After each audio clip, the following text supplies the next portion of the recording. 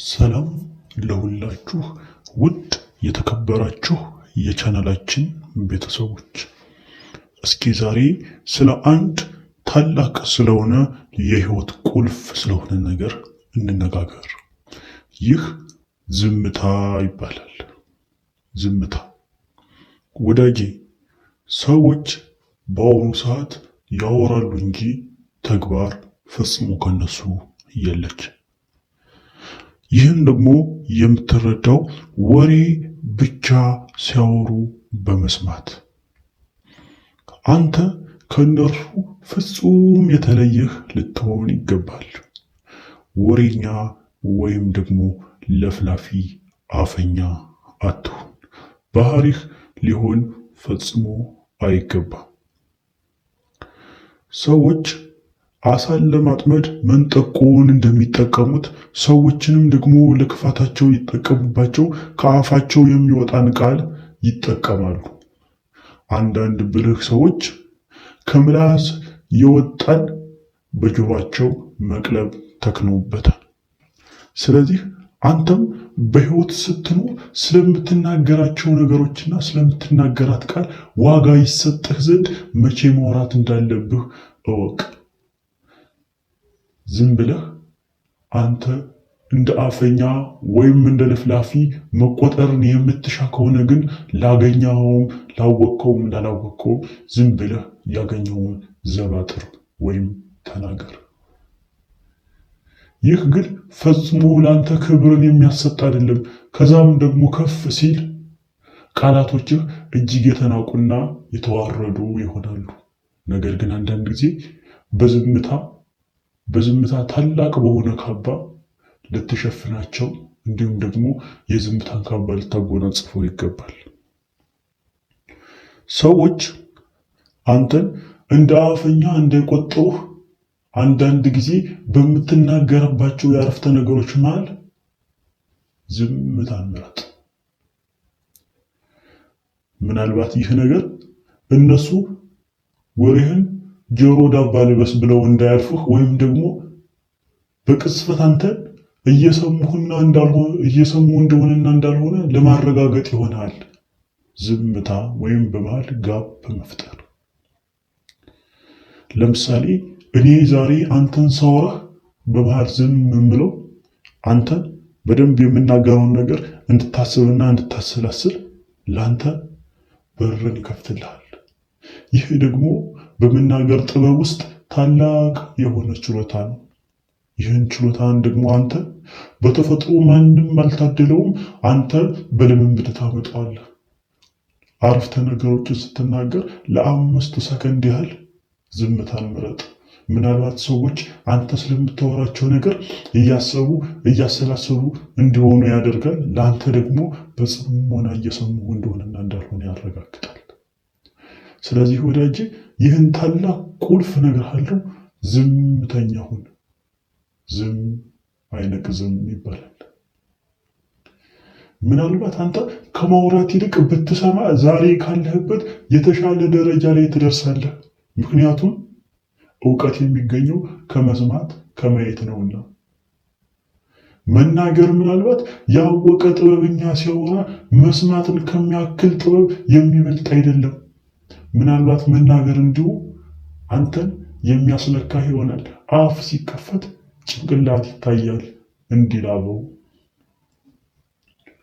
ምናልባት አንተ ከሰዎች እውቀትን ማግኘትን የምትሻ ከሆነ፣ ምሩነት የሚሰማህ ከሆነ፣ እውቀትን የምትፈልግ እውቀትን የምትሻ ከሆንክ ማዳመጥን ተቀዳሚ ምርጫ ልታደርግ ይገባል።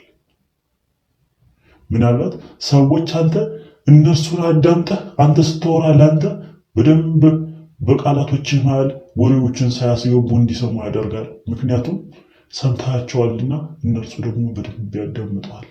በመሃል መከባበር ይኖራል። ለቃላቶቻችሁ ዋጋ መሰጣጠት ይኖራል። ነገር ግን ሰው እያወራ በመሃል ጣልቃ ገብተህ አትናገር። ዝም ብለህ ሀሳቡን አስጨርሰው። ከዛ በኋላ ደግሞ ያንተን ሀሳብ ትቀጥላለህ። በመሃል ታላቅ የሆነ የመሰማማት መንፈስ በእናንተ ላይ ያድራል። ለቃላቶቻችሁ ትርጉም፣ ለቃላቶቻችሁ ዋጋ ትሰጣጣላችሁ። ነገር ግን ሰዎች አወቅን እያሉ ሰዎች እየወሩ ተደርበው ያወራሉ። ይህ ፈጽሞ ብልህነት አይደለም፣ እውቀትም አይደለም፣ ይልቁንስ ድንቁርና ነው። አንዳችሁ ለአንዳችሁ ስትወራሩ ካልተሰማማችሁ ያንተ አፍ ቃላቶችን ማውጣት ምናልባት ለከንቱ ይሆናል፣ የእርሱም እንደሱ። ምክንያቱም ቃላት በሰዎች መሃል ስራ ሰደው ስራን የሚሰሩት መስማት በሚባል ጸጋ ነው።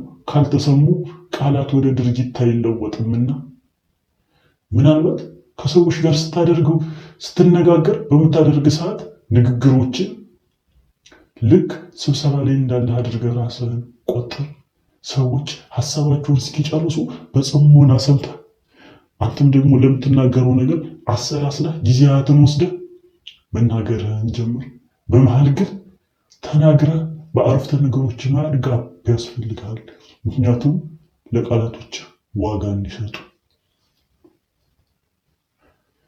ሰዎች አንተን በቃልህ ነውና የሚለኩህ አፍህ ሲከፈት ጭንቅላትህ ስለሚታይ ምናልባት አፍህን ባገኘው ሰዓት ሁሉ የምትከፍትና የምትዘባጠር ወሬኛ ሰው መሆን አይገባህም። ምክንያቱም ጭንቅላትህ ይታያልና አፍህን በከፈትክ ሰዓት።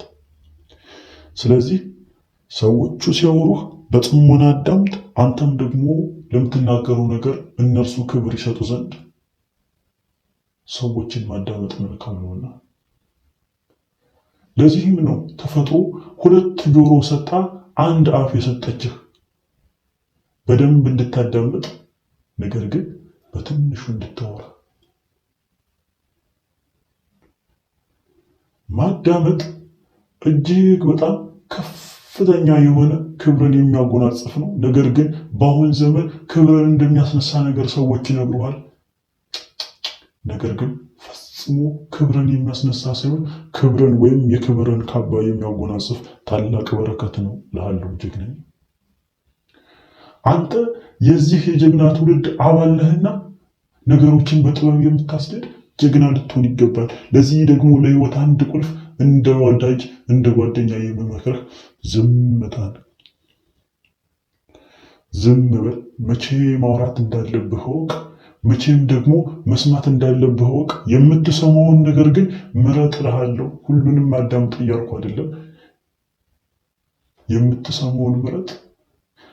ያህን ነገር ደግሞ ለአንተ ለህይወት ጠቃሚ ሆኖ ካላገኘው ከዛ ቦታ ፈቀቅ በል። ከነ ዝምታ ከነ ሙሉ ክብር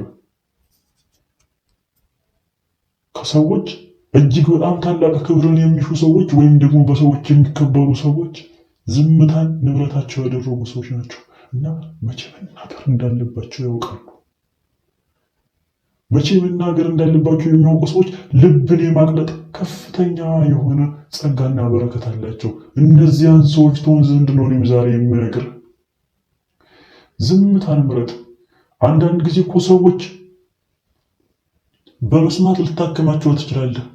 የመስማት ሕክምና እኮ አለ። ሰዎችን ችግራቸውን ስለሰማቸው ውስጣቸው ይታከማል። ምናልባት ግን ይህን ስነግረህ ችግርን ልትነግረው የሚገባ ሰው አንተ ግን ብልህ ከሆንክ ችግርን የሚፈታልን ሰው ብቻ ደርዛ ሰው ብቻ ንገረው። ምክንያቱም ችግርን ለማይፈታ ሰው ስለ ችግርህ ብትነግረው ከንቱ ልፋትና ድካም ይሆንብሃል። ጉንጭ ማልፋት ይሆንብሃል። ችግርን ለሚፈታ ግን በጽሞና በተረጋጋ መንፈስ አንተ ስለሱ እሱ ስለ አንተ መልካም ነገርን የሚያስብ ሰው ከሆነ ለዛ ሰው ግን ችግርን አዋየው። ምናልባት እርሱ መፍትሄ ሊኖረው ይችላል። እርሱም ደግሞ ለሚነግርህ ለራሱ ችግር ከአንተ ጋር መፍትሄ ሊኖር ይችላል። ምክንያቱም ሰዎች የተለያየ የሆነ ፐርሰፕሽን አላቸው። አመለካከታችን ይለያያል። እኔ ስለ አንድ ነገር ያለኝ ምልከታና አንተ ስለ አንድ ነገር ያለህ ምልከታ ፈጽሞ የተለያየ ነው።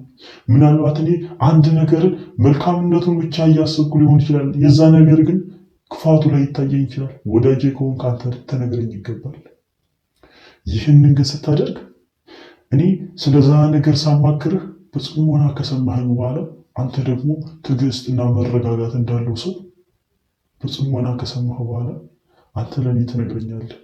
የዛን ነገር ኔጌቲቭ ነገር ወይም ደግሞ ስለዛ በጎ ነገር ነገር ግን በመሃላችን የቃላቶቻችን ቫልዩ እንዲኖራቸው አንተ እኔን ፈጽመህ አዳምጠኝ፣ እኔ ደግሞ አንተ ስትጀምር ፈጽሜ ላዳምጠኝ ይገባል። አንድ ሰው ፈጽሞ በወሬው መሃል ሳትገባ የምታዳምጠው ከሆነ ለአንተ ቃላቶች ደግሞ ታላቅ ክብር ይኖረዋል። አንተን በደንብ ያዳምጣል። በመሃል መግባባት፣ መስማማት፣ መከባበር የሚባል ታላቅ ሞገስን ሁለታችሁም ትጎናጸፋላችሁ። ስለዚህ ወዳጄ ዝምታ እጅግ ለሕይወት ቁልፍ ነው። ዝም አይነቅዝም ፈጽሞ።